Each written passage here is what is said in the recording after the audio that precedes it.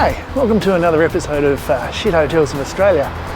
Tonight I'm staying in Hobart at the Allurity Hotel, and this hotel's got a bit of history with myself. So not only are we going to check out the hotel, but we're going to check out a little bit of the history of this building and its central place in the Tasmanian music scene in the 1980s.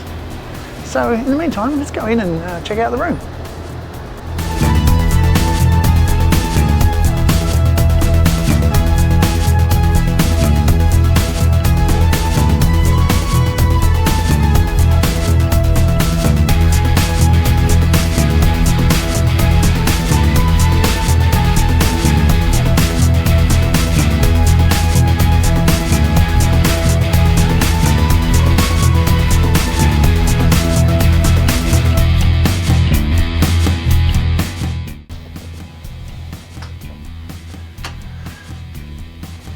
And here we have room 708 at the Allurity Hotel.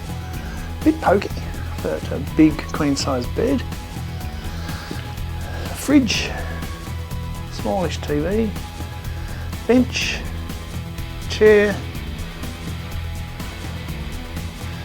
some storage shelves, hairdryer, reasonable amount of storage. Not that you really want to be spending a huge amount of time in this room. And what have we got around here? We have a bathroom, a walk-in shower, which is quite nice, toilet, basin with no plug. And a view out over Elizabeth Street, down through the Elizabeth Mall, out to the Derwent River. So you can see the river view.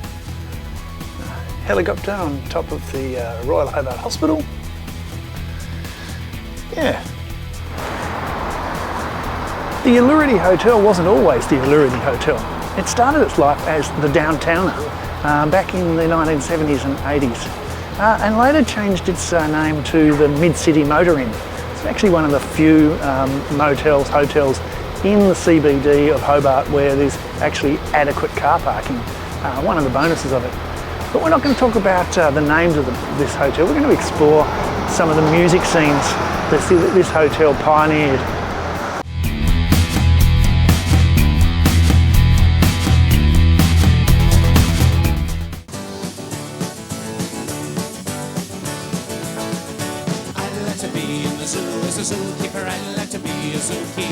So back in the 80s, the 7th floor of the Downtown Hotel was a restaurant and bar known as the Room at the Top.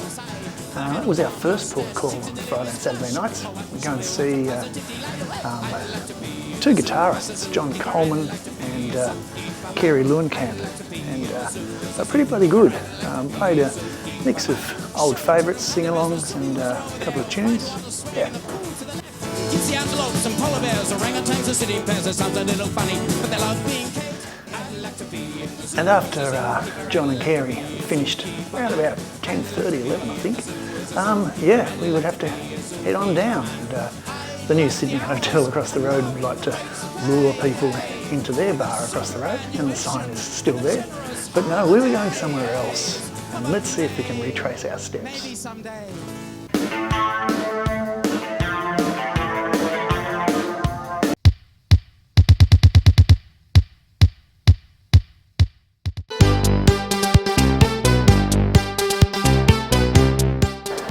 Now access to the basement of the Downtowner is no longer available, but here, back in the 1980s, was the access to the basement of the hotel where was located a bar called the Hideaway Bar.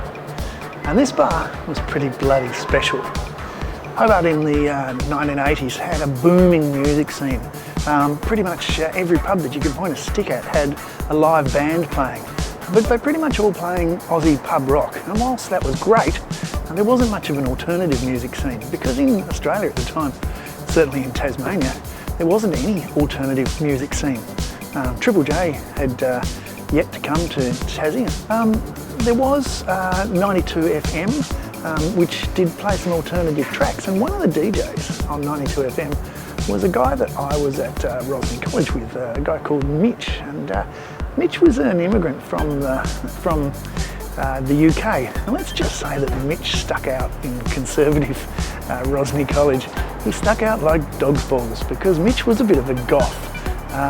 Dark eyeshadow, long black coat, the goth type hair, and so he was certainly different. But he got a gig on 92 FM, and the thing about Mitch is, like the DJs back in Liverpool in the 1960s who were the first to get their hands on new releases from America that came over on the ships, Mitch was the first person to get in Tasmania pretty much to get the music, which changed my life. Because his mates from the UK would send him out records. Now there's three bands that have been the three pillars of my musical appreciation over the years. When I was a little kid, I really liked Status Quo. The 12-bar blues still gets me going a bit, but then on Countdown in 1975-76 was the first time we saw the Sex Pistols, and that changed my life. But you could only see stuff like that on Countdown, and you could only see the bands that Countdown chose to show. Everything else was mainstream, not alternative at all. Until one night when I was here at the Hideaway Bar, and I heard for the first time New Order, and my life changed again. Now, whereas in the UK, all the different genres of music would have their own separate clubs and pubs and different venues. But the unique thing about the Hideaway was all the genres were in the one place. Mitch wouldn't stick to any one. So Mitch played techno, electronic music, punk, goth, you name it, he played it. And so therefore, all the people came out of the woodwork. And it was just like one cultural melting pots of all the alternative genres that you could possibly think about in one tiny little bar in Hobart. And it had such an impact upon the Hobart music scene that, almost 40 years later, it was still making news in the ABC.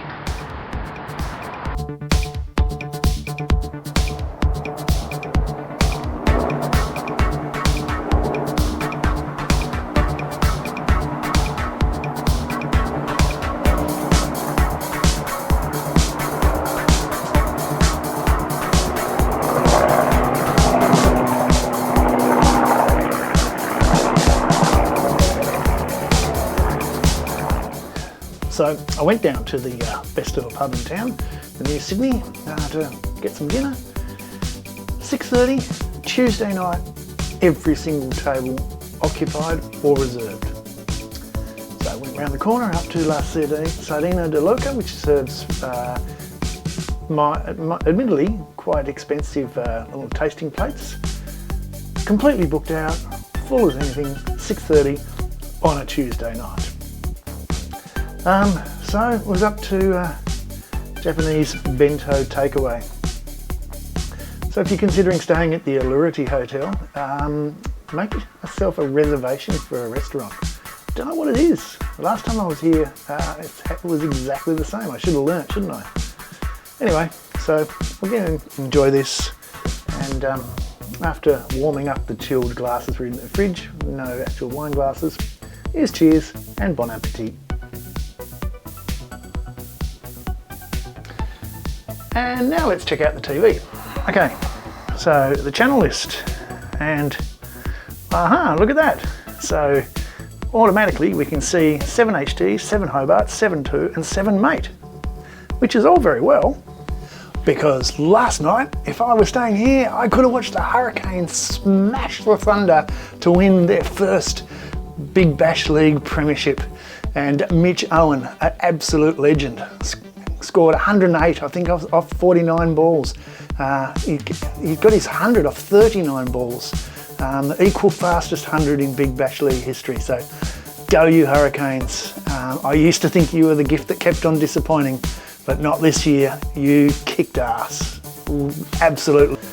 Now, one of the things I encountered the last time I stayed here at the Allurity Hotel, and I didn't think it would be a problem this time, is to do with that bugbear of Hobart places that I've stayed in on this channel, about heating. Now, I will admit that yesterday in my little place in Dover, it was 37 degrees at 3:30 p.m. But today in Hobart, it was barely scraping 20. And now that the sun's gone down and the sun is not shining into this room, it started to get a little bit cool. So we go to the reverse cycle aircon, known to us Tasmanians as a heat pump. And we see that we can adjust the temperature. Or not. The temperature is locked. Now it's locked at 24 degrees, which is a perfectly comfortable temperature to exist in, except that this room is not 24 degrees. And the air coming out of this reverse cycle aircon is definitely cold air, not warm air. Now, the last time I stayed in this hotel was just prior to June, so autumn, just coming into winter Tasmania, and I was staying for 2 nights. It was so cold that the morning after the first night, I actually went to Target and bought myself a fan heater to warm up the room. And I didn't think I'd need to bring it, seeing as yesterday was 37 degrees. But again, it's a little bit cold. In fact, to warm up this room, I'm going to turn the heater off.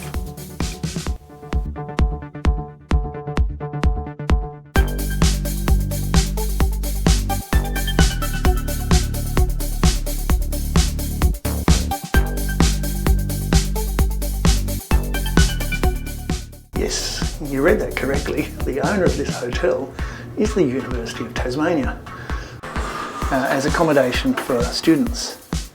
And you only have to look out of the window to see the presence that UTAS has in the centre of Hobart, which was the driving force for them purchasing this hotel. But funnily enough, this wasn't the only hotel they purchased, because UTAS also purchased the Fountainside Hotel near the what we old timers call the railway roundabout. And they never used that for accommodation either, and that was used during the COVID years as a quarantine hotel. So yeah, so I'm not sure. UTAS is certainly, I think they put Fountainside back on the market. Don't know whether they're selling this. The next morning. And now for the shit hotels of Australia, instant coffee test. What do we got? Moccona. But why would you? Because we've got a coffee machine. Amazing, in a hotel like this, and we've got a coffee machine. But the irony is, I'm 5 minutes walk away from work where we've got an even better coffee machine. And if I can drink really, really good coffee and get paid for it, that's what I'll be doing this morning.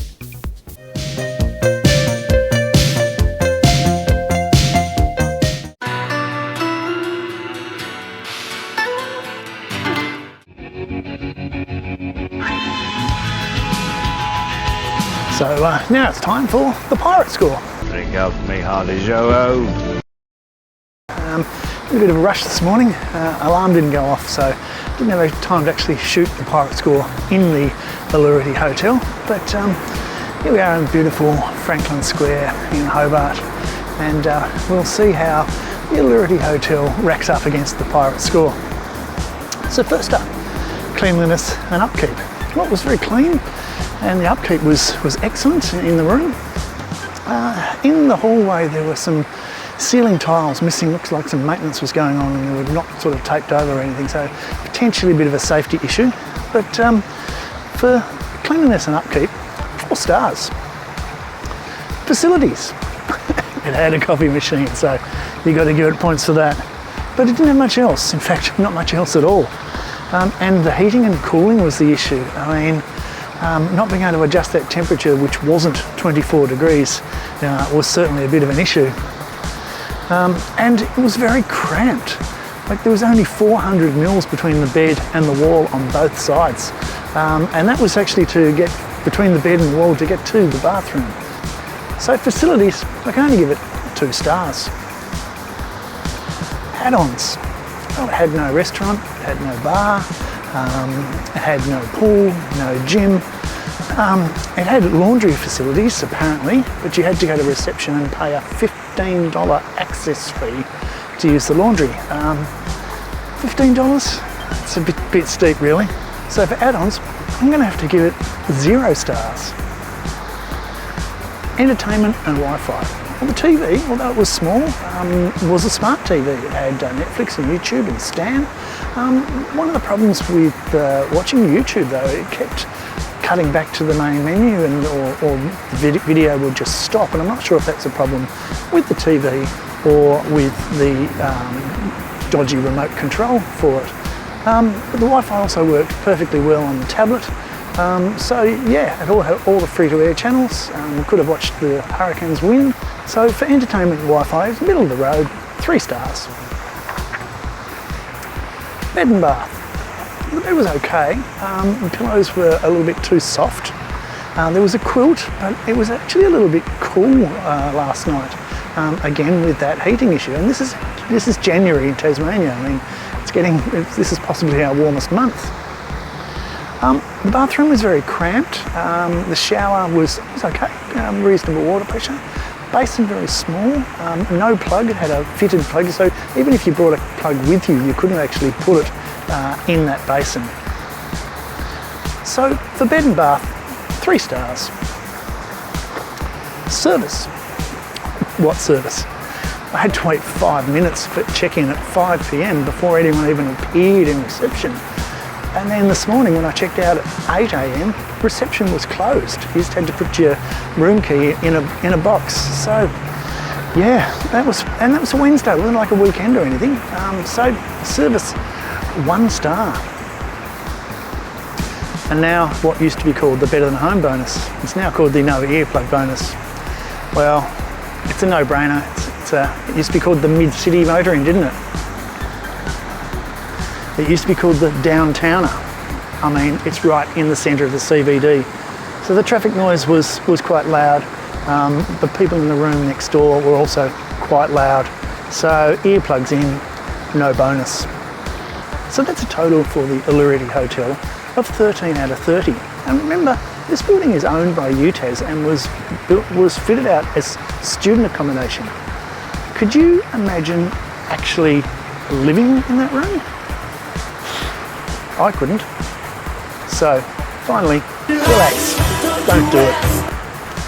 So if you've enjoyed this video, please click like, please subscribe, and we'll see you somewhere again in a shit hotel of Australia.